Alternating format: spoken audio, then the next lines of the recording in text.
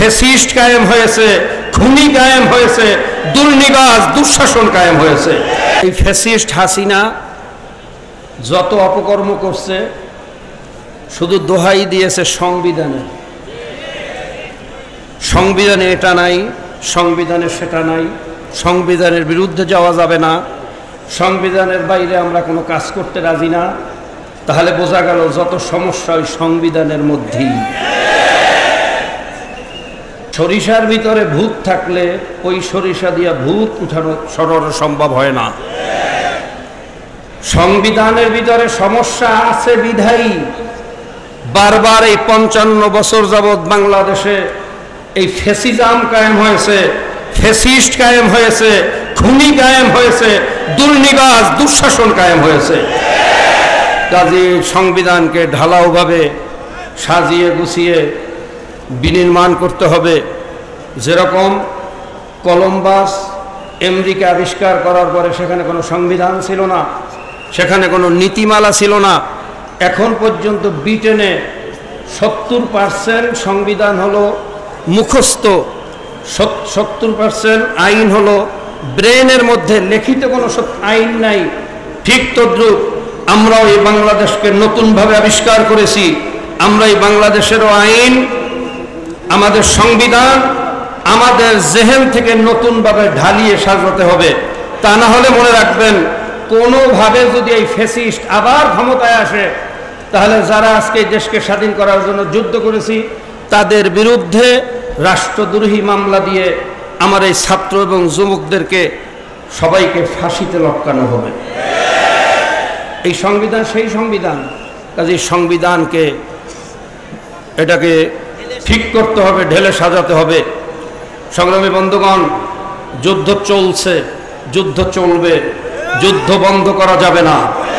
যতদিন পর্যন্ত এই শহীদদের যারা হত্যা করেছে তাদের বিচার এই বাংলার জমিনে আমরা না দেখব, যতদিন পর্যন্ত আমরা এই বাংলাদেশের দুঃখী মানুষের কষ্টে অর্জিত টাকা চুরি করে বিদেশে পাচার করেছে এই পাচারকারী ডাকাতদের বিচার যতদিন আমরা এই জমিনে না দেখব, যতদিন পর্যন্ত এই খুনি হাসিনার বিচার এই জমিনে আমরা না দেখব, ততদিন পর্যন্ত যুদ্ধ বন্ধ করা যাবে না, ততদিন পর্যন্ত হবে না ইনশাআল্লাহ।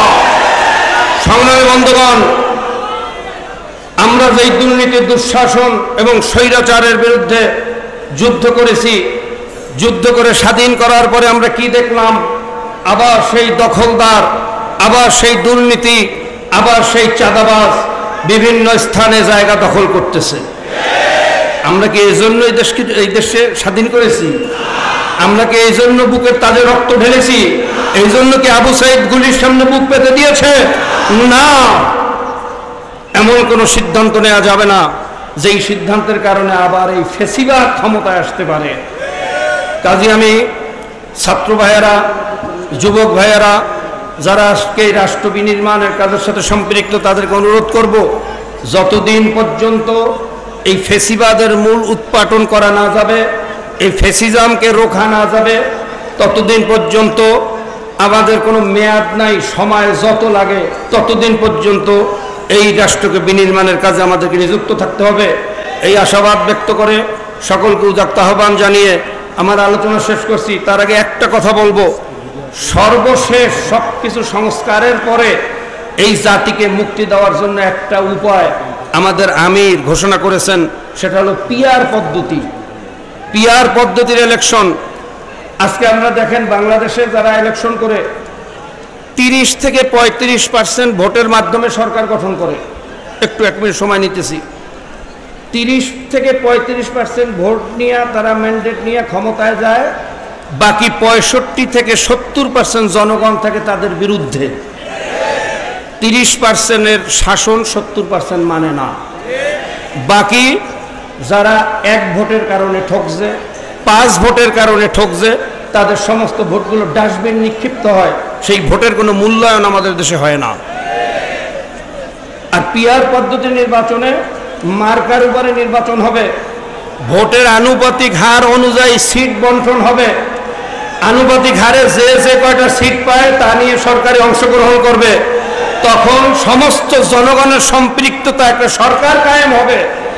এই সরকারের মাধ্যমে এদেশে শান্তি আসা সম্ভব। কাজী এই পিআর পদ্ধতির বিকল্প আর কিছু নাই। আমি সকলকে আহ্বান জানাবো, এবং যারা এখন বর্তমানে অন্তর্বর্তীকালীন সরকারে আছে এই পিআর পদ্ধতির দিকে দেশকে নিয়ে আসার জন্য উদাত্ত আহ্বান জানিয়ে শহীদদের রুহের মাগফিরাত কামনার দাবিতে আজকের দোয়া মাহফিলের আজকের এই সমাবেশের মহতারাম সভাপতি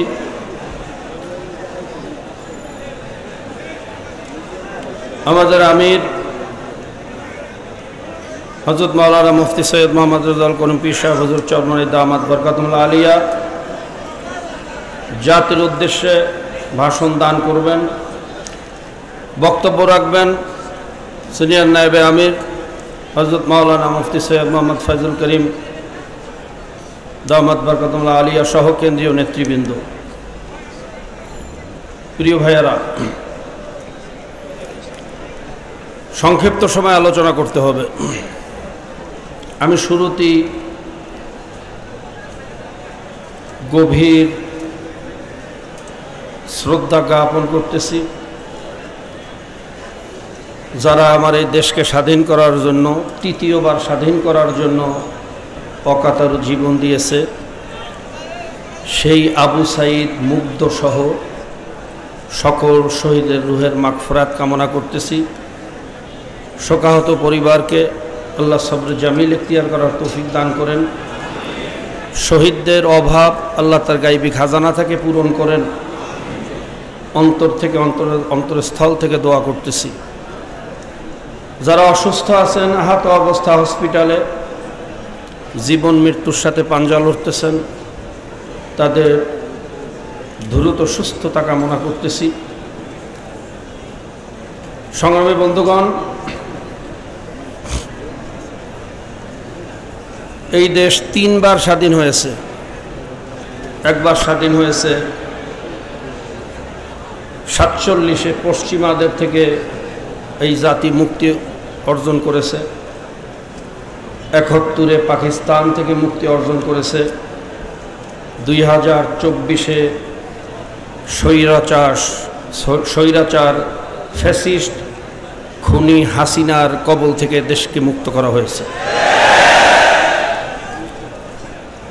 71-এর স্বাধীনতায় ভারত বলে থাকে, তোমরা কি স্বাধীন করেছো? আমরা করেছি, আমরা ট্রেনিং দিয়েছি, অস্ত্র দিয়েছি, বাহিনী দিয়েছি।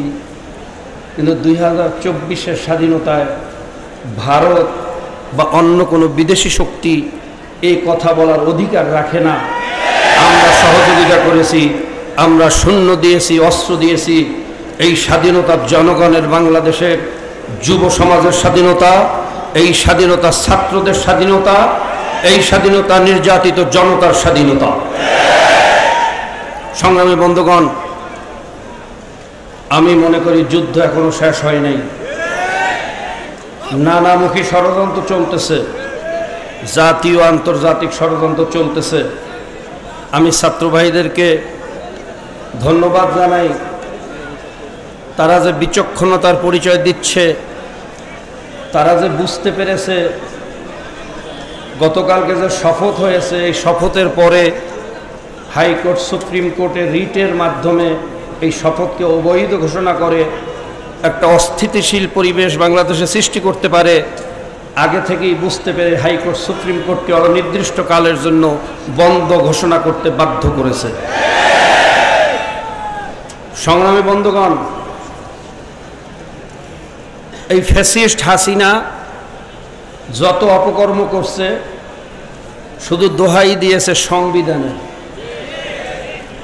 সংবিধানে এটা নাই, সংবিধানে সেটা নাই, সংবিধানের বিরুদ্ধে যাওয়া যাবে না, সংবিধানের বাইরে আমরা কোনো কাজ করতে রাজি না। তাহলে বোঝা গেল যত সমস্যা ওই সংবিধানের মধ্যেই। পিআর পদ্ধতির ইলেকশন, আজকে আমরা দেখেন বাংলাদেশে যারা ইলেকশন করে 30 থেকে 35% ভোটের মাধ্যমে সরকার গঠন করে। একটু 1 মিনিট সময় নিতেছি। 30 থেকে 35% ভোট নিয়ে তারা ম্যান্ডেট নিয়ে ক্ষমতায় যায়, বাকি 65 থেকে 70% জনগণ থাকে তাদের বিরুদ্ধে। 30%-এর শাসন 70% মানে না। বাকি যারা 1 ভোটের কারণে ঠকছে, 5 ভোটের কারণে ঠকছে, তাদের সমস্ত ভোটগুলো ডাস্টবিন নিক্ষিপ্ত হয়। সেই ভোটের কোনো মূল্যায়ন আমাদের দেশে হয় না।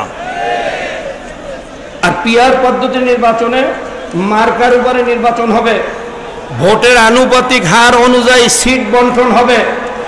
আনুপাতিক হারে যে যে কয়টা সিট পায় তা নিয়ে সরকারে অংশগ্রহণ করবে। তখন সমস্ত জনগণের সম্পৃক্ততা একটা সরকার কায়েম হবে।